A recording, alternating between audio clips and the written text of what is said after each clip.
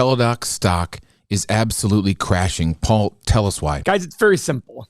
Overvaluation eventually matters. You've been saying this for so long, but boy, is this a quick turnaround. Go look at our videos in the last year when all the hypesters back in early 2021 was really the peak of the hype mania. Go look at all the stocks that Cathie Wood and all the other YouTube hypesters were talking about. Peloton, Palantir, Teladoc. The only one that's even remotely safe is Tesla, and still down 30% from its peak.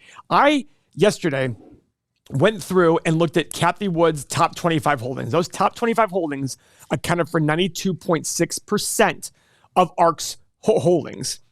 Tesla's number one. It's down 30%. The next best one is down 50%. The average is 72.6% down from their peak. I couldn't believe this. It was unbelievable to me. Now, when it comes to value, when it comes to stock prices, in the short run, they're a voting machine. In the long run, they're a weighing machine. What does that mean? Because Warren Buffett says that all the time. And I'm not one of those guys, we were just talking beforehand, said, hey, you're going to go to the Berkshire Hathaway meeting? I have no desire to, because I have no desire to go to a meeting where there's a bunch of wannabe value investors. I'm a tried and true value investor. What I believe is, in the short run, I don't know what's going to happen to stock prices. It's whatever the market determines to be the most popular at the time. But eventually, when the story stops making sense, the stocks will crash. And unfortunately, on hype stocks, they go up because the story makes a lot of sense.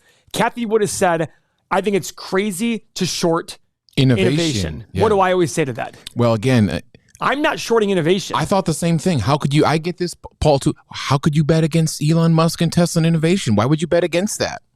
I said today in another chat about how much I love Elon Musk. Yes. And he's incredible. I'm not betting against, I'm not hoping for innovation to fail.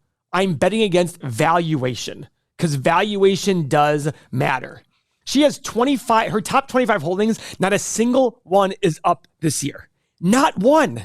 Oh my gosh. Not one. Now, am I going to make bets that fall? Absolutely. Absolutely. But the difference is, when there's a good fundamental story behind it and you're paying a good price, you buy more. When you buy hype and it starts to falter and you bought based on the rosiest of assumptions, what happens then? Well, I'll let you hear Cathie Wood's assumptions right now. This is a beautiful acquisition for Teladoc. The most important variable, again, I'm going to come back to AI over and over again, because we think that is going to represent $30 trillion in market cap during the next 10 years. Teladoc now has one of the best artificial intelligence teams and some of the best data. Most data, best quality data. We think the combination is going to be a powerhouse. We believe that with this data, the healthcare ecosystem, better, cheaper, faster, more productive, more creative, what we say about all kinds of innovation, they're in a beautiful position to do this. Great video. Now, pull up that screen right there of the date and time. Yep, here you go. Okay, February 17th, 2021. Is that correct? Yeah, that's my birthday, Paul. You know that. Oh, that is your birthday. Yeah, you and good old Michael Jordan. Michael Jordan, yeah. The real one, not the fake one. Yeah. All right, so let's pull up ARK stock on February 17th, 2021. Now, after this video, Paul, the host goes on to just remind everyone that all of her positions, the Zoom position, all of them are just skyrocketing, and she's just a masterful stock analyst for sure. I was so excited. I thought it would be the peak, and it is absolutely the peak of the market. February 12th was absolutely the peak of ARK Innovation Fund. Literally 5 days before that video was the peak. It actually hit 159 or so. Yeah, so this was her congratulatory tour. She goes on to all the interviews and just you know. Let me be the first to say, congratulations. Innovation works. Guys, the internet 22 years ago was the newest thing in the world. Can we argue? Can anyone in this world argue that the internet is not hundreds and hundreds of times bigger today than it was 22 years ago? Then why did all those internet companies fail? Why did so many go to zero and go bankrupt? It's not about innovation. If you overpay for innovation, that is a bad investment. If you overpay for anything, it is a bad investment. The most wonderful thing in the world, if you overpay for, it will not get you a good return on your money. So, Paul, I agree. So let's talk about the destruction of Teladoc. This is ARK's third biggest position. This is absolutely now phenomenal. It's not going to be anymore. It's probably your eighth one. Okay, so let's go to our software. Let's look up Teladoc.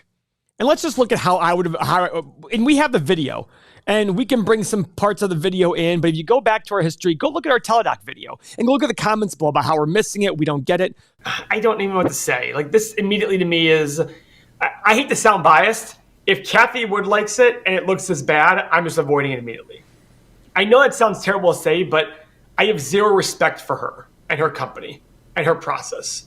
I think if Meet Kevin was promoting, it might as well have Meet Kevin or Stock Mo promoting this thing because it's absolutely lunacy. So let's look at Teladoc here. So Teladoc's currently at $30 a share. Now keep in mind, remember, at this time, when this video was made, it was around $2.80 a share.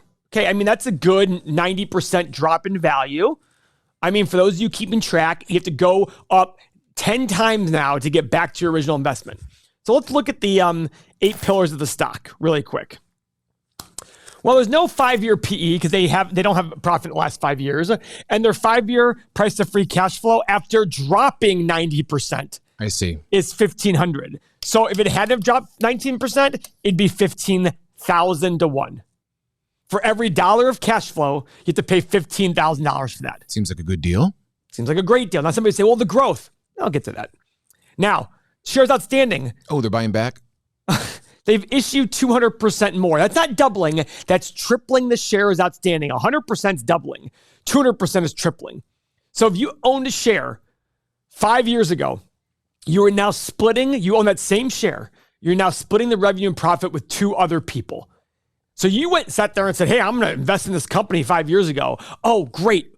But guess what? You now have 2 other partners to split that same money with that you thought you were going to get. That is called dilution. That is the silent killer in investing. But it gets better. Take their 5-year free cash flow. It's going to take 418 years for them to pay off the long-term debt based on their last 5 years of free cash flow. But it gets better.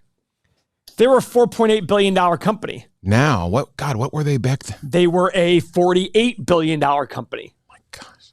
No PE, no 5-year PE. 5-year return on invested capital is basically 0.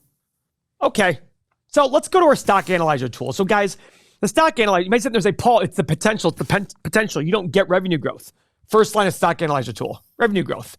So let's go put that in right now and see what now, guess what, guys? I'm going to do it on today's numbers after the 45% fall and after it's already fallen 90% from a year and change ago. Let's do 40, 50, and 60% revenue growth. Guys, they don't even have profit yet. Let's assume they make profit in the next 10 years, an average of 5%, 10, and 15%. So remember, the stock analyzer tool assumes there's profit day one. There is no profit here. Free cash flow margin.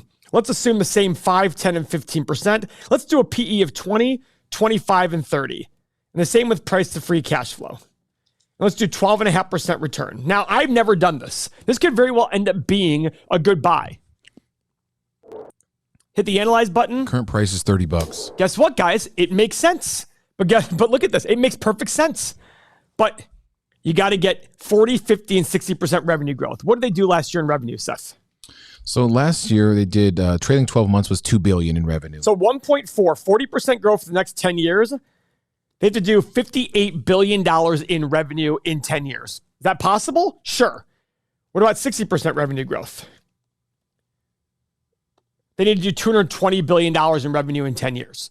So, assuming these assumptions and also assuming they don't dilute their owners anymore and it assumes they are profitable starting today, you are getting a great deal buying at any of these levels. Great. Go do it. Have fun. The problem is they've already started issuing warnings. They're already saying, wait a second, we're not going to do as well as we thought. Wait a second, we're not able to do some of these programs we wanted as fast as we want. That's the problem with hype. Everything has got to go perfect for the hype to work.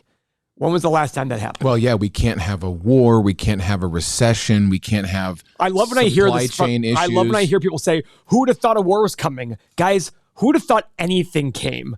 But every year you can go back in the last year and look at all the things that happened. Every single year, there are things that happened that were bad that we didn't know. The smart investor, and the reason why you're watching this video this far along is because this makes sense to you and you realize, wait, there will always be things happening. Things are going to happen. Things are going to happen. And this is why you can't overpay. So the interesting part is, Seth, this does make sense assuming all these assumptions. The question is, what's more reasonable for assumptions? Well, let's do 12.5, 17.5, and 22.5% revenue growth. Let's do multiples that are a little bit more realistic.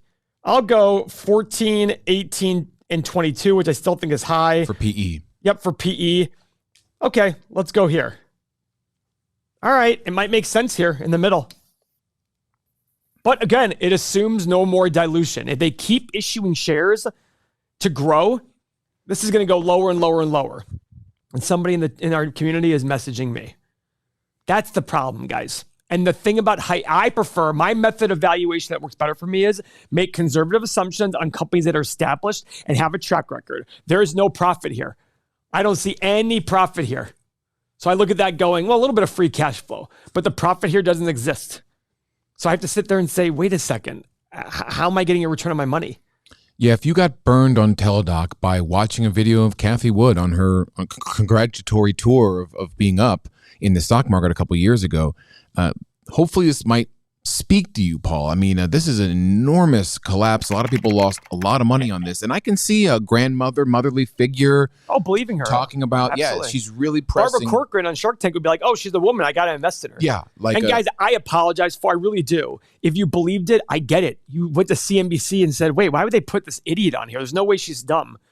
And I get that. But if this makes sense to you, if you've got this far along in the channel, and if this is your first time watching, welcome. Because this is going to change your life. When you can, because I was in the same boat as you before. I believed the hype. I believed all that stuff. And then I realized one day, wait a second. It doesn't, why did these stocks fall if they have all this potential? And I realized value investing. And it made sense to me. And my life has been better ever since.